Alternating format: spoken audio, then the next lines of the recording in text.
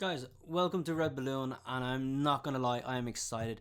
I'm about to react to the 4.5, 5 minute sneak peek that James Gunn showed everybody at CinemaCon just the other day.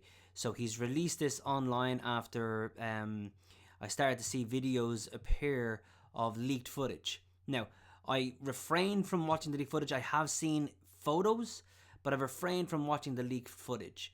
But then we have this official footage, so I'm like, okay, I have to watch this. I have to react to this. Now, I loved the trailer that we got previously where it showed Crypto, and then I've heard things from CinemaCon where Crypto kind of jumps on Superman and beats Superman up and wants to play with him, and it's hurting him.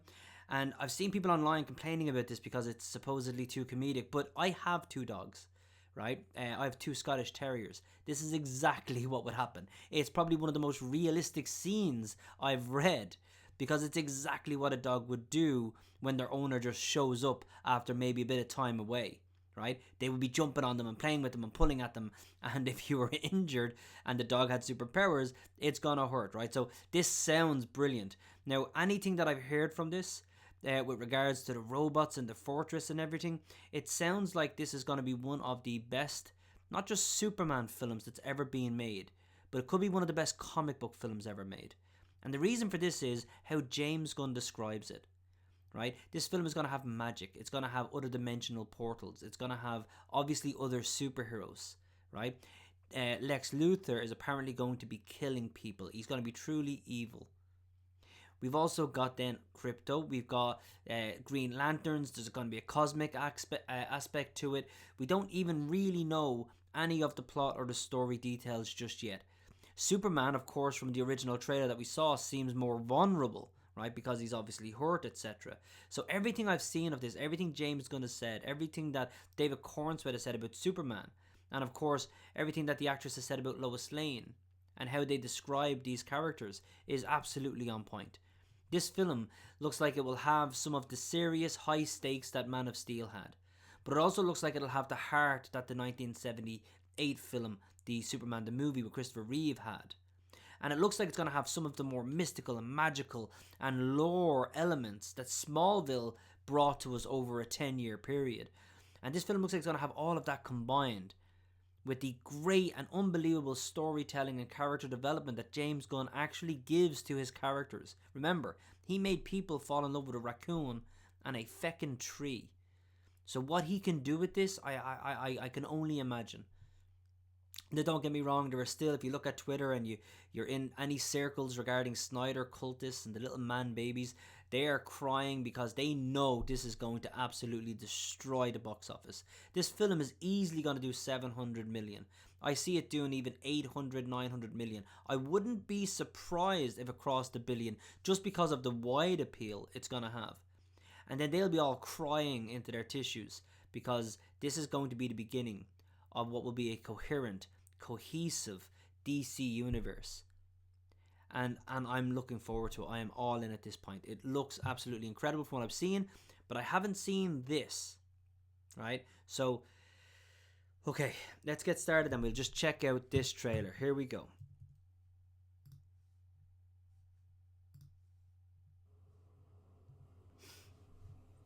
And the ice looks incredible. I mean, this is all, I think, shot in, I believe this is all shot live.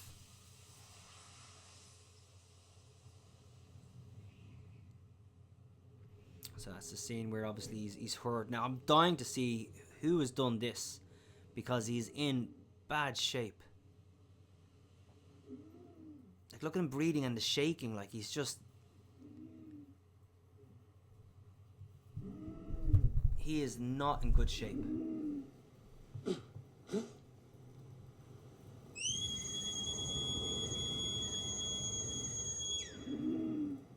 Okay.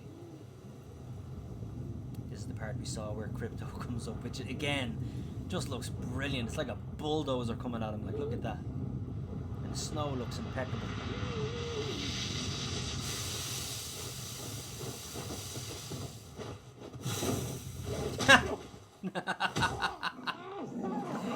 Has anybody ever been woken up by their dog?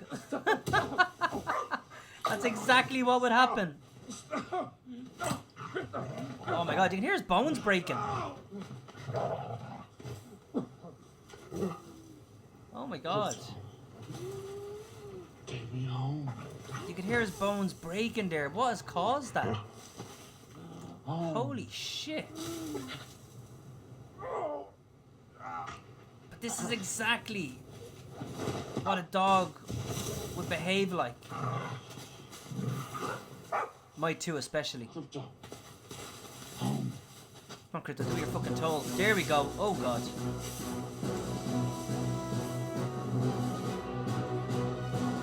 Okay. Oh. That looks incredible.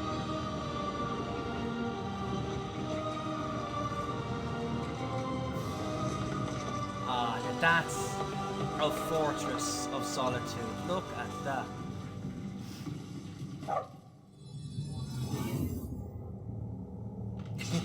The tail. Oh my god, I love this dog. I absolutely love this dog. This is some incredible animation. Superman! Look at this.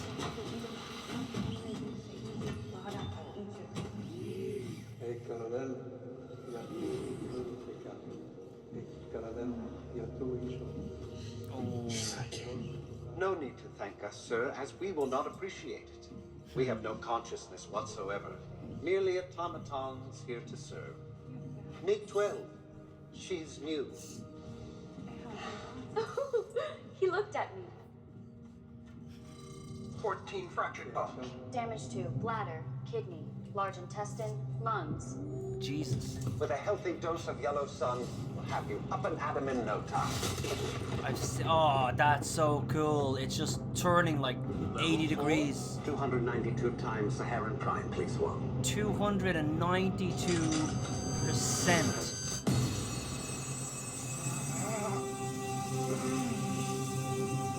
That is incredible.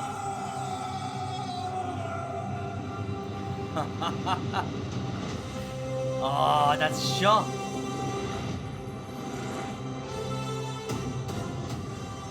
He's back.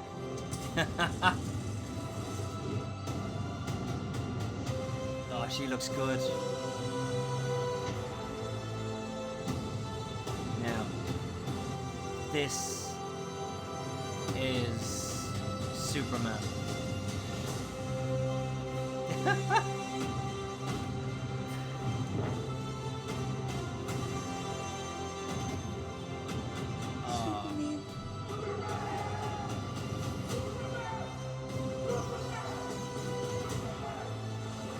And there's Ultraman, who I think is a Bizarro clone. Now one of those robots being damaged actually means something, Jesus. Look at that crest, that is... Oh, look at that crest. Is there any more? I'm gonna go back to that crest. That crest, oh, I'm gonna hold it on that crest. Holy shit. Look at that crest. I have to take a screenshot of that. Oh my god, that is absolutely beautiful. That is, okay, that is the best Superman crest I have ever seen. And I love the Man of Steel crest. How much do I love the Man of Steel crest? One of my prized possessions has the Man of Steel crest as one of my statues, right? I adore the Man of Steel crest. And before any of the Zack Snyder cultist morons come at me for enjoying this, I loved Man of Steel.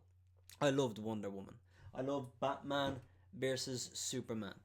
I loved Zack Snyder's Justice League. And while I hated the Flash movie because it's a piece of crap, I did love the Flash in Zack Snyder's Justice League.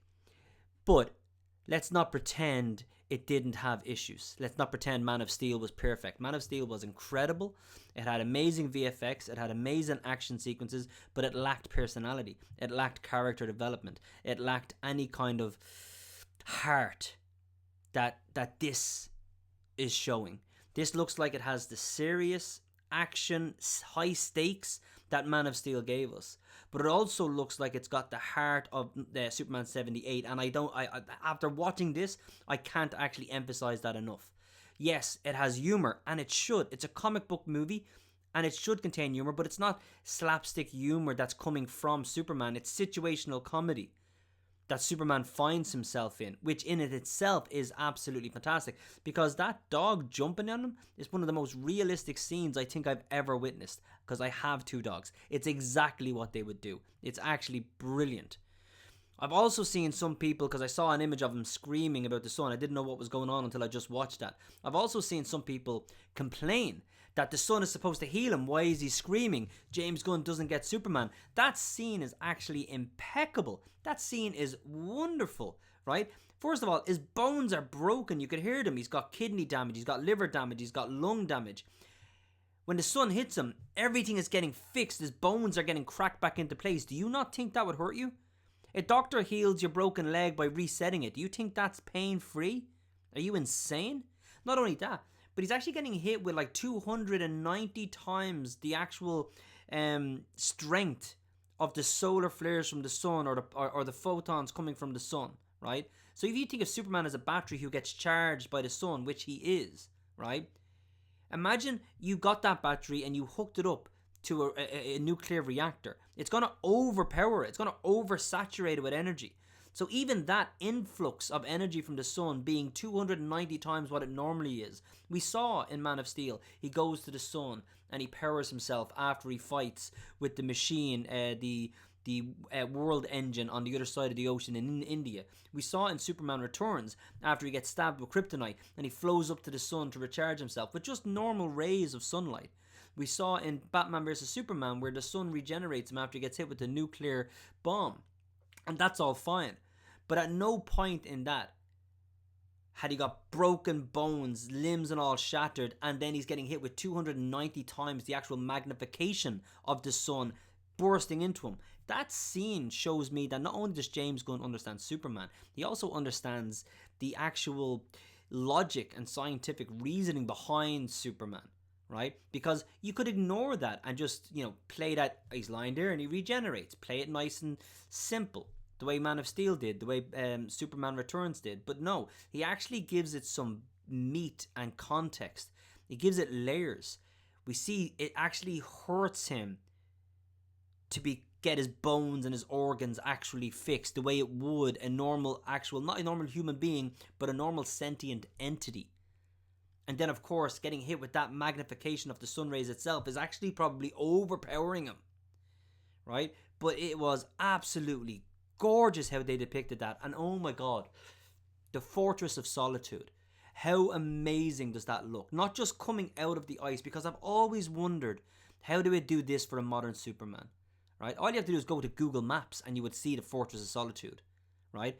Any satellite could show the Fortress of Solitude. There's no way Lex couldn't find the Fortress of Solitude, and there's no way that just everyday Joe Soaps couldn't find his Fortress of Solitude, considering it's just sitting there in the bloody Arctic for everyone to see. Of course, Man of Steel ignored essentially the Fortress of Solitude and just gave him a spaceship, right? Probably one of the bigger mistakes that Man of Steel made. Here we have a Fortress of Solitude that's hidden below the surface of the Arctic and then actually rises in the presence of Superman. That was incredible. As it bursts out. And we don't know if it bursts out in the same formation every time, but if it does, I don't care. Absolutely gorgeous. And then the way it rotated, about 45 degrees to make sure that it was in the right position to collect the sunlight. Unbelievable thinking, and just lovely the way it worked. And then the fact that they could use the magnification.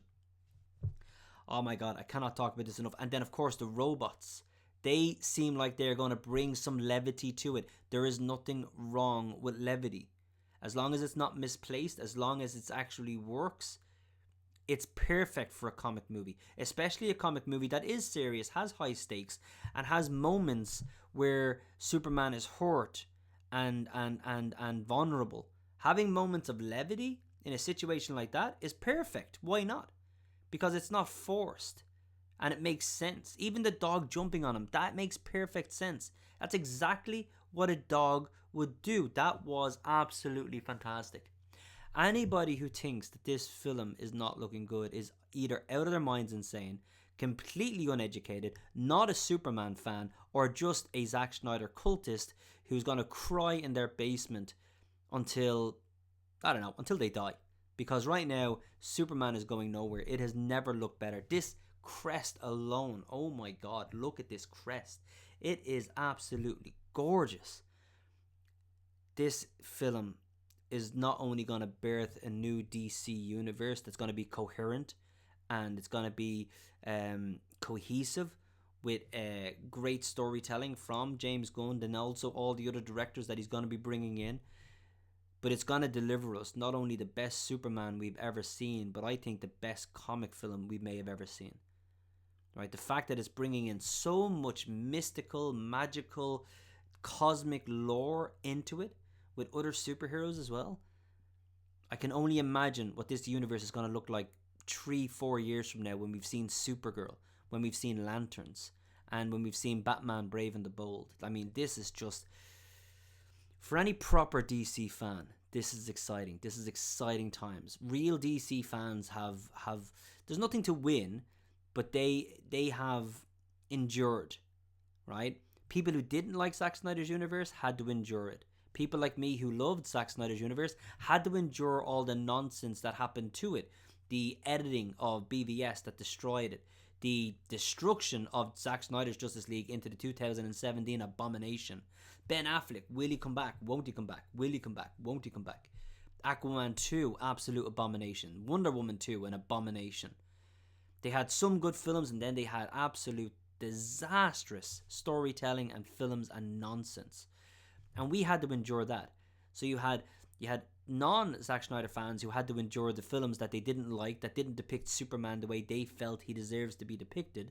You had the Snyder fans who had to endure the destruction of what would have been or could have been an amazing universe, but they were all over the shop as far as Warner Brothers were concerned. But now DC has its own studio for the first time. DC Studios. James Gunn, a single individual, is in charge of all the creative decisions. Even more so and more power than actual Kevin Feige has. He also is a director. He also is a writer. And he's making all the future films with directors and writers in mind, giving them their freedom. What we're about to witness as a cinematic universe will absolutely rival Marvel's Phase 1, Phase 2 and Phase 3 towards Endgame. I mean, Marvel have gone off the bleeding rails at this point. But Phase 1, Phase 2, Phase 3 of Marvel was absolutely brilliant, with some missteps. Now that we have something with Superman that may actually topple that, as far as the universe is concerned, is unbelievable. And this is just gorgeous. Guys, what did you think of the Superman trailer? It's not even a trailer, but it was a sneak peek. What did you think of that? Obviously, it was crypto heavy because it's a scene with crypto. And I think it's actually ingenious, because it shows us a lot without showing any massive set pieces, any massive plot points. Doesn't give away too much. And of course, that's probably some of the most we'll actually see of Crypto. The rest of the 2 hours won't have him in it. So anybody who's complaining that it's very crypto heavy isn't thinking, or isn't capable of thinking. It's one or the other. I'd love to know, though, what you think of the Superman trailer. What did you think of the Fortress of Solitude? What did you think of Crypto? What did you think of the robots? What did you think of Superman being regenerated and fixed in such a painful way? I'm going to do a video on this tomorrow, guys. We'll have a proper talk, a proper breakdown of it, and we will talk about Superman.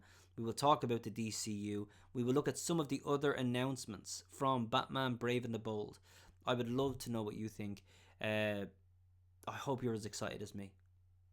This is a great time to be a DC fan, guys. Listen, I will talk to you. It's nearly 1:30 in the morning here in Ireland, so I need to get myself to bed. But I just could not hold off watching this, and now I'm glad I didn't. It was absolutely